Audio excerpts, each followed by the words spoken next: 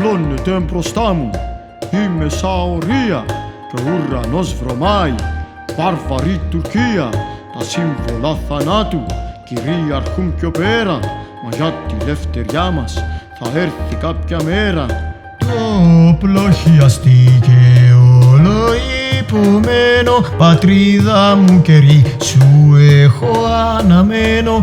Όλο χρυσό νησί μου πολύ αγαπημένο, τον Ακάρδο Αττήλα θα δούμε ηττημένο.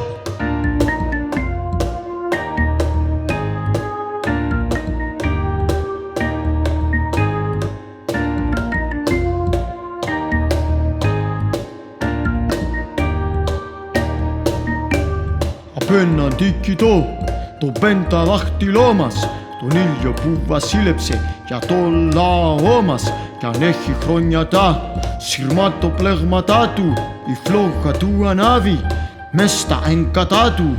Η πράσινη γραμμή όρθει μες στα δεινά μας κι ανοίγει η πληγή και κόβει τα φτερά μας.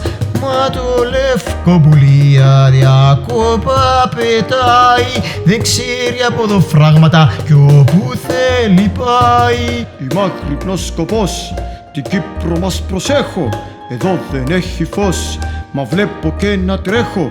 Τους Τούρκους στον παρούτι κάποτε θα σβήσει κι ο τόπος μας λουλούδια πάλι θα γεμίσει. Η πράσινη γραμμή όρθει μες στα δεινά μας κι ανοίγει η πληγή και κόβει τα φτερά μας. Μα το λευκό πουλί αδιάκοπα πετάει, δεν ξέρει από εδώ φράγματα κι όπου θέλει πάει.